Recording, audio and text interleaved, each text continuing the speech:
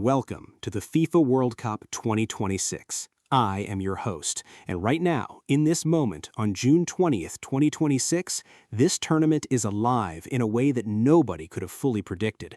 We came in with expectations, we came in with favorites, we came in with narratives already written, and in the space of 24 extraordinary hours, this World Cup has torn every single one of those narratives apart and replaced them with something far more dramatic, far more unpredictable, and far more beautiful than anything a scriptwriter could have invented.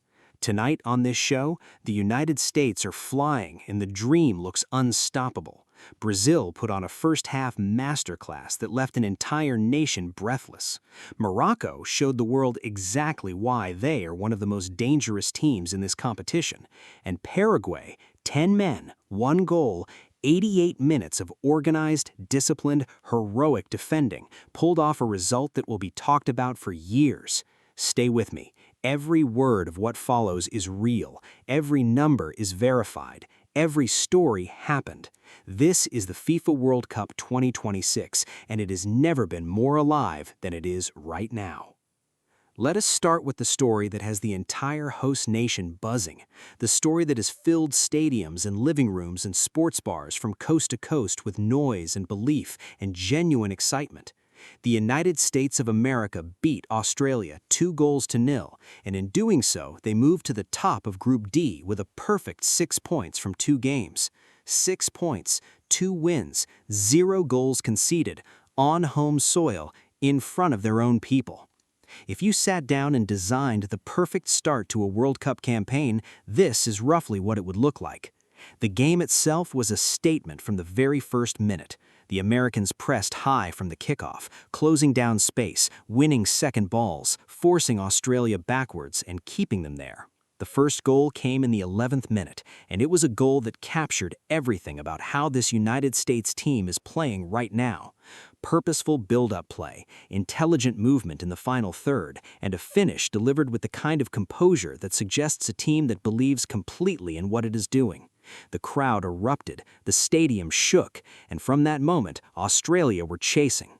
The Socceroos tried to respond. They pressed higher themselves. They attempted to win back possession. They looked for ways to get their forwards into dangerous positions. But the American defensive structure was too organized, too disciplined, and too well drilled to be broken down easily. Tim Ream and Chris Richards at the heart of the defense were commanding in the air and composed on the ball. Anthony Robinson on the left side was a constant outlet, driving forward with energy and quality, winning the ball back when he needed to, and creating chances when the opportunity presented itself. Matt Freese in goal was alert and assured on the few occasions he was tested. And then, in the 43rd minute, the United States made it 2. Right on the stroke of halftime, another well-constructed goal, another demonstration of clinical finishing, and the tie was over as a contest. The scoreline at halftime told the whole story, 2-0 to the hosts, and Australia had simply not been able to live with the pace and intensity that the Americans brought to every single moment of the first half. The numbers back up what the eyes saw.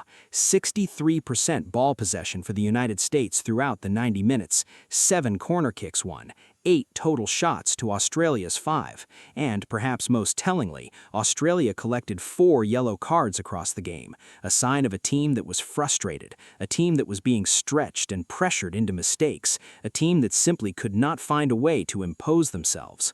Weston McKennie was dominant in midfield, covering ground, breaking play, distributing intelligently. Ricardo Pepi led the line with tremendous work rate and technical quality, and the entire team pressed as a unit, as a collective, as a side that knows exactly what it wants to do and how it wants to do it.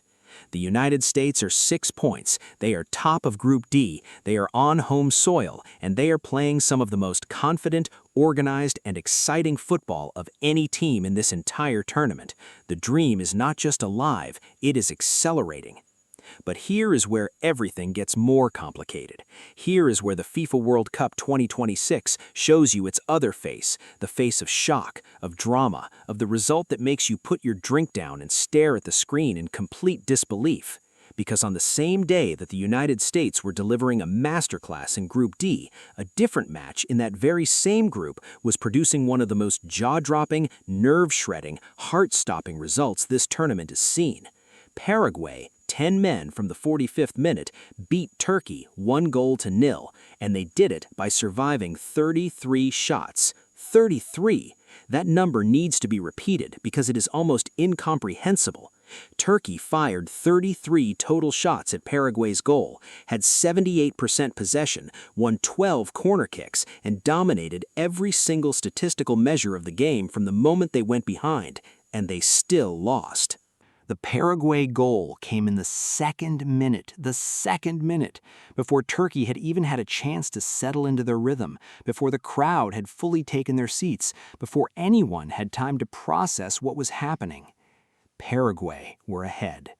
A counterattack of blistering speed and lethal precision, cutting through Turkey's defensive line and finishing with the kind of cold-blooded quality that you simply cannot prepare for. 1-0 Paraguay, and the game was turned on its head from almost the very first moment. Turkey began to pour forward, of course they did. Aside of their quality, with players like Arda Güler, Kenan Yildiz, and Kerem Aktürkoğlu in their ranks, they were always going to respond, and they did respond in terms of possession and pressure and shot volume. But Güler was marked tightly, Yildiz was crowded out, Aktürkoğlu found every avenue closed. Paraguay's defensive shape was extraordinary, compact, disciplined, organized, with every player knowing exactly where to be and exactly when to be there. And then came the red card, right at the stroke of halftime, a moment that should have changed everything.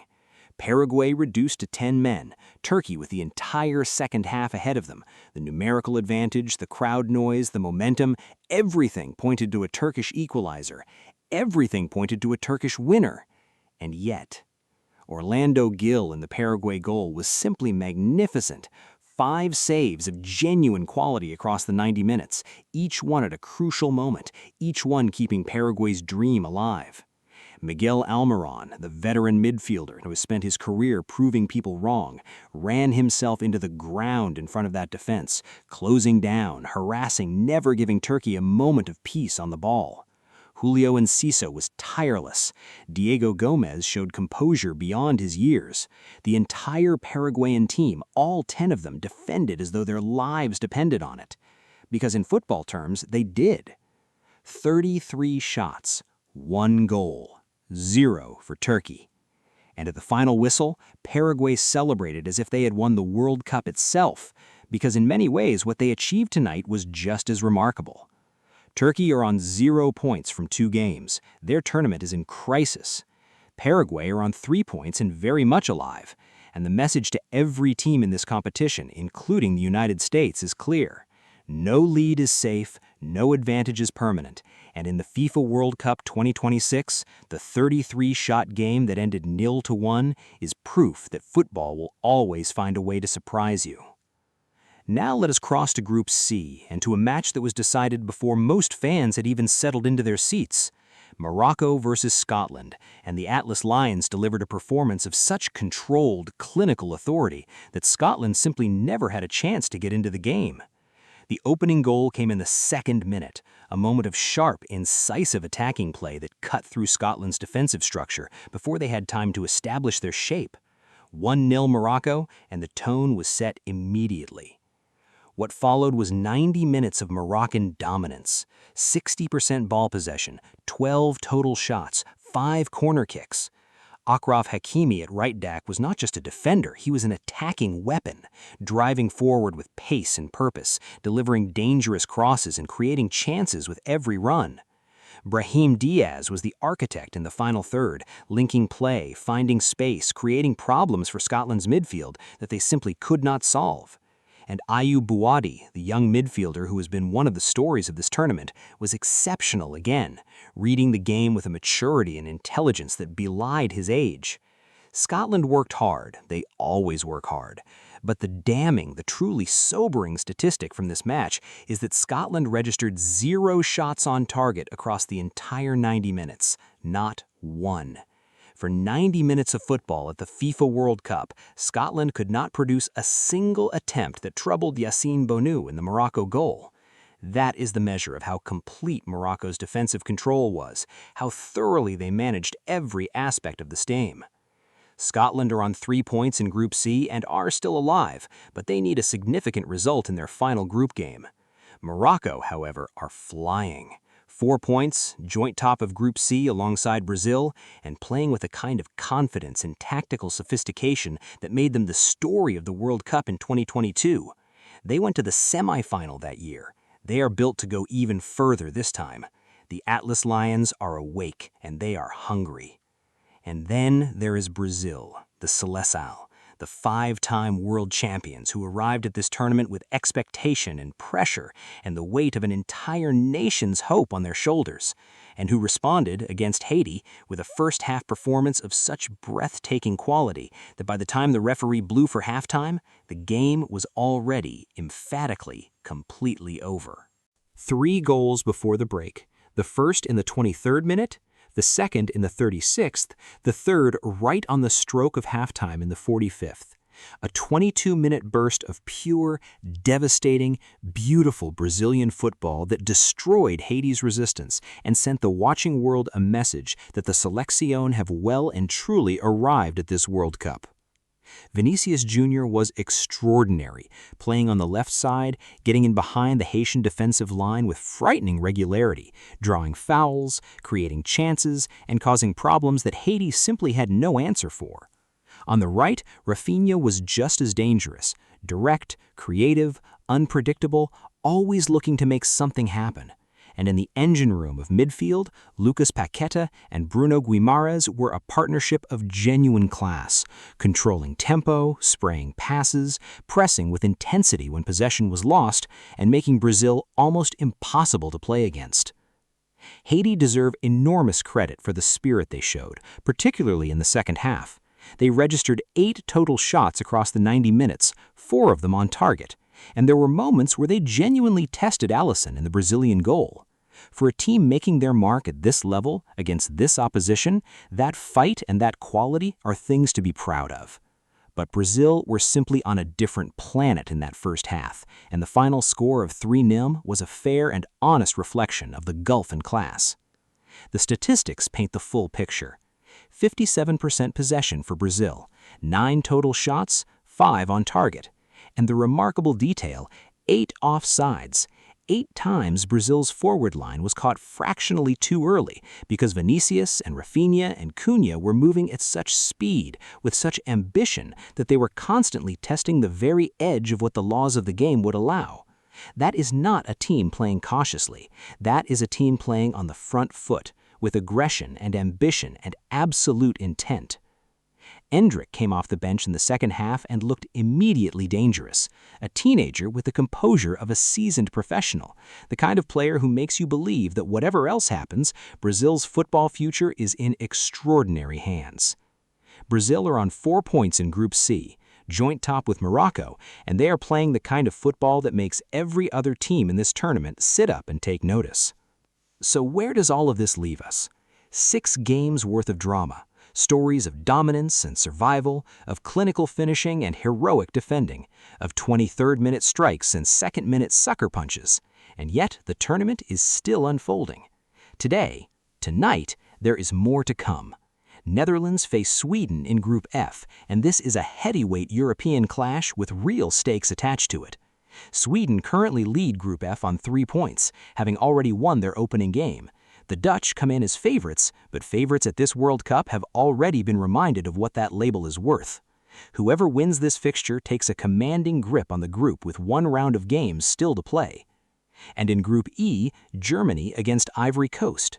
Both sides sitting on 3 points, both with genuine quality in their squads, genuine belief in their ability to go deep in this competition.